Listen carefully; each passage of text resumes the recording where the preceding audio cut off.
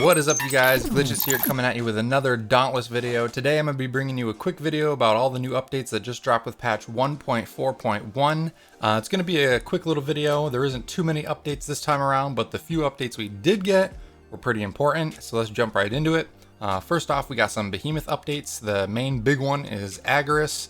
A lot of people were complaining about this. Agaris's ruptured stock break parts no longer disappear. For those of you that don't know or maybe haven't gotten to the boss yet, there was a bug where once you got into the boss fight and you broke the part of his body that was supposed to drop the ruptured stalks, the break part orbs just vanished and you wouldn't get any rewards for it. So it was really annoying. People were complaining, so that's a good thing that they got that updated. Next, Ember Main. This was another big one that people were complaining about. They mentioned it actually on Reddit and on their Twitter that they were planning on fixing this. Ember Main wasn't behaving how he was supposed to. But mounting a Spore Struck Ember Main as it dies no longer causes players to repeatedly teleport to the body's mount point. And also, and this was the main one, Spore Struck Ember Mains will no longer get stuck and not know where to go next. This is referencing to the fact that he was just like doing the same spin move animation over and over and over again, which they said wasn't supposed to be the case. So that's good that they got that updated. We blame a lifetime of boops. That's funny. Nezaga's head can now be targeted during the slide attack. That's always been an annoying tack to interrupt, so I'm glad they got that fixed.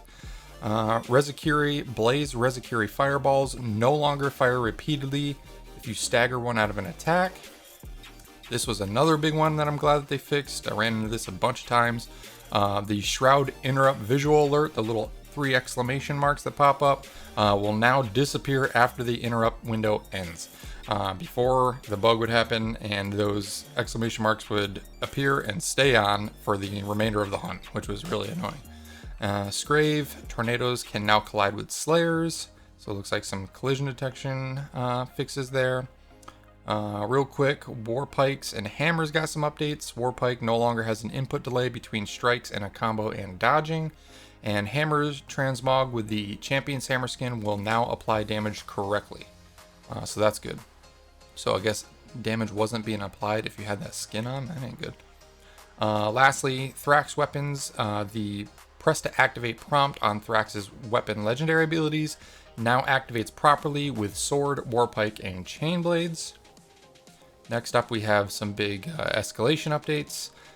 For Umbral, the exposed weakness amp in Umbral escalation no longer makes attacks appear as if they are dealing critical damage when they are not.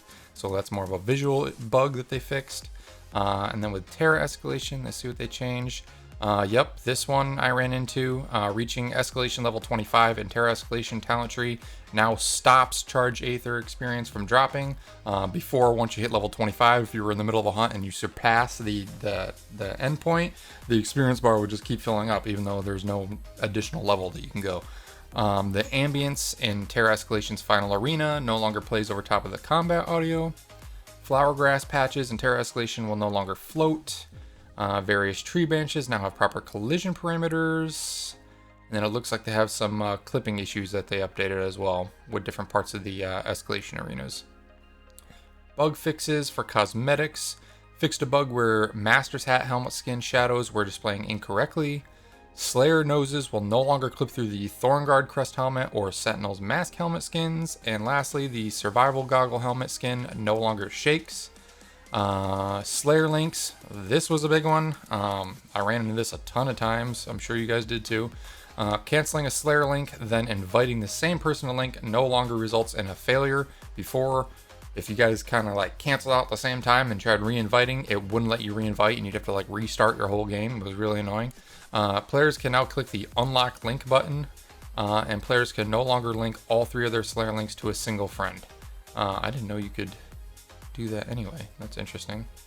Maybe that's why we were getting the errors when you're trying to like re-add a friend again, kind of working with the first issue that they're fixed. Also, on the topic of Slayer links, I just found out about 20 minutes ago that my current Slayer link with my buddy Neo has the Crown of Friendship in it as a potential reward. So fingers crossed, hopefully we get that, and I will let you guys know on social media if we do get the drop. It's one of what, 10 or 12 potential items that you can get as a reward, and you only get 4. So hopefully we get it. Next, some UI updates. Agaris Interrupt Mastery has been removed from its mastery page as Agaris's cannot be interrupted. This was one that I was curious about because I'm like level 49 out of 50 for my Behemoth Mastery, and I was like, oh, those could be some free ticks. But Agaris can't be interrupted, and in the Behemoth Mastery page, it still had Agaris interrupts with the checkboxes for every single one of them. So it looks like they removed them, or will be removing them today. The Agaris move list tutorial video is no longer missing in the menus. It looks like some titles have been updated, some text bugs have been updated. Agaris's armor is no longer missing the Agaris head icon in the menus. And the personal Starlight Lantern skin now displays the correct side in its store preview. So that's good. Gameplay on the far and away mission using the Help I'm Stuck menu option will no longer put you at the start of the escalation behind broken jump fence. This was a bug for a few people that ran into where they'd get caught and try to do it, and the game would help them get unstuck by putting them at the beginning again. But in that particular mission, the jump vents don't activate until later on, so they were kind of stuck and they had no way of getting back. So that's good that they got fixed for the people that haven't done that quest yet. And then for performance, it looks like they just fixed some crashes regarding memory issues and stuff like that.